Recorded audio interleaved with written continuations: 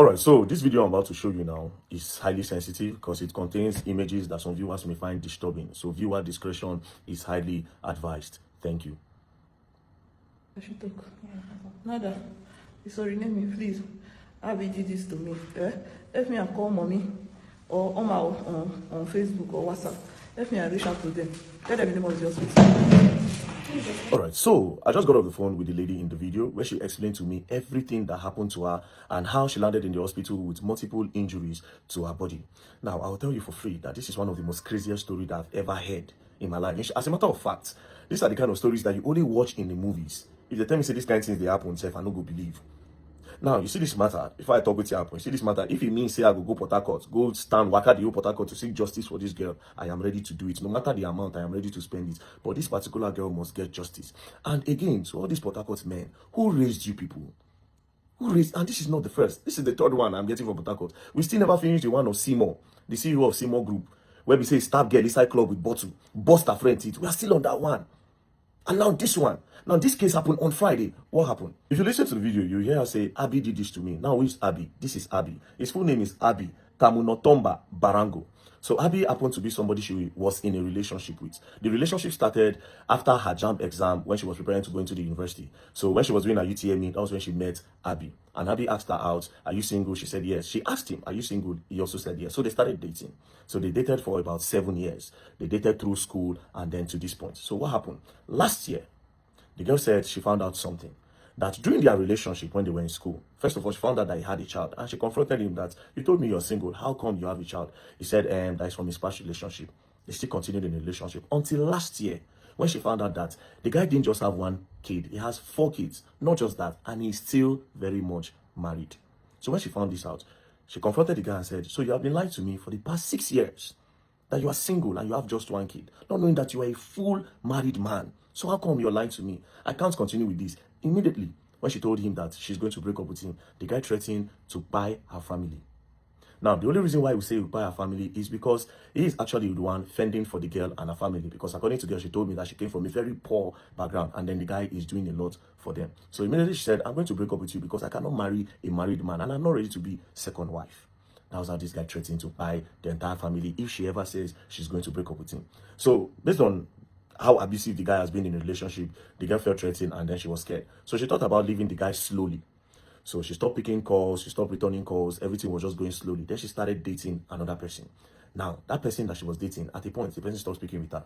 That one passed, they broke up. She started with another person, that one broke up with her again. Until recently when she found out that it was this guy that was going around to threaten those people. Cut the long story short, this Friday was when everything happened. This Friday, the guy called that I needed to see her, that even though the girl wants to break up with him, that the girl should do it in the right way so that they can still be friends, that they cannot break up and be enemies. So the guy said, okay, there's no problem. Where do you want us to meet? So he gave her a location in Port Harcourt and then she went there. When she got there, he had already ordered for Gordon dry gin. He was taking. So she came into the place. Then he told her that, oh, he had ordered for fish. The girl sat down, he stood up and he was dancing, entertaining the girl. And the day was fun. She was enjoying herself. Until the guy said, oh, you should drink a little. The girl said, but you know I have ulcer. I cannot drink. It's going to trigger my ulcer. And this is dry gin to just go straight. The guy said, no, just take a sip. Just a sip. There's nothing there. She took the sip and he went straight and triggered the ulcer. Immediately she started complaining that, oh, this thing have triggered her. That what should she do? That she's feeling pain. The guy now, oh, ordered bottled water and gave it to the girl. She drank. When she drank, the pain subsided. The guy kept on dancing. They had fun until it was 10 p.m. And then she said, oh, it's time for me to go home. The guy offered to drop her off. Now, when they were going, the guy now followed an unusual road. When he was going through the lane, the guy was like, why they follow this road? But she didn't care. I mean, they were having fun. And then there was no sign of anything. Right? So when they were going, they were driving. Then the girl said too much breeze was coming into the car and it was cold. So she decided to wind up. She wound up and then she was just looking at the trees and the bushes. From nowhere, she just heard sound. Boom! By her ear side. Then she turned. Then she saw the guy pointing gun towards her head and he kept on clicking. She thought it was a joke. She kept on, now toy gun you, are you trying to be funny? What's that sound I'm hearing? The guy kept on clicking, but it wasn't clicking. From nowhere, the guy dropped it and carried the bottle and hit it on her head while he was using one hand to drive. The bottle busted on her head. Immediately, she started bleeding. With that same hand, he started to chew the girl for head. And then he kept on saying, oh, you thought you were going to leave me? If I cannot have you, no man is going to have you on earth. All this your sexy body, you want to go and give it to another man. Why stabbing her? He stabbed her, slit her ear. Not just that, stabbed her butt. Multiple areas, just kept on stabbing her.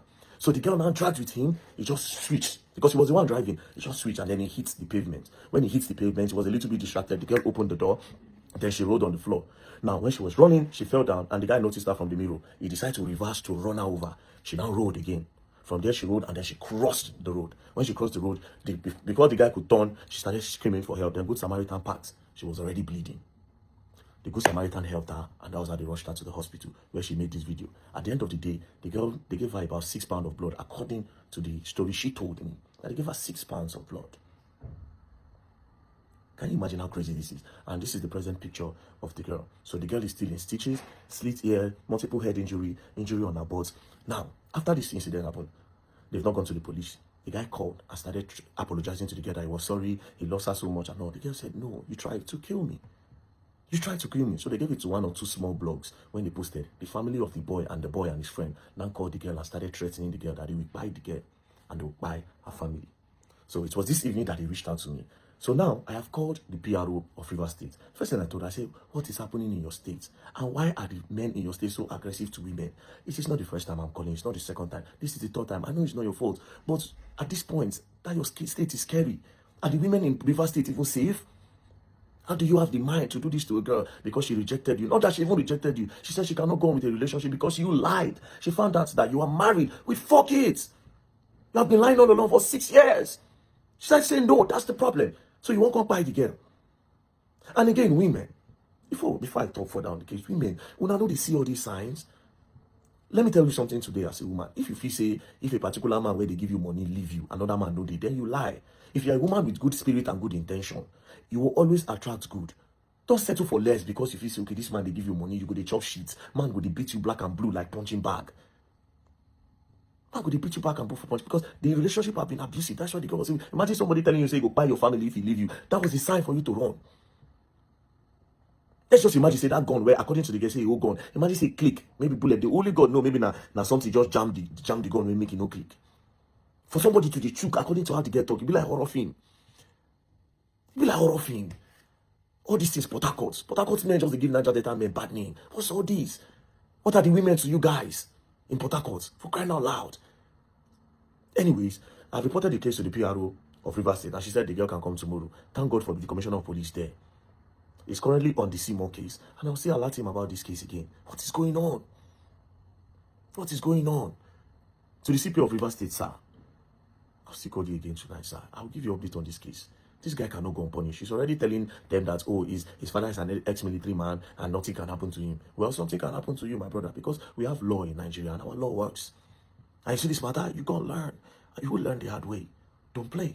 You got to learn.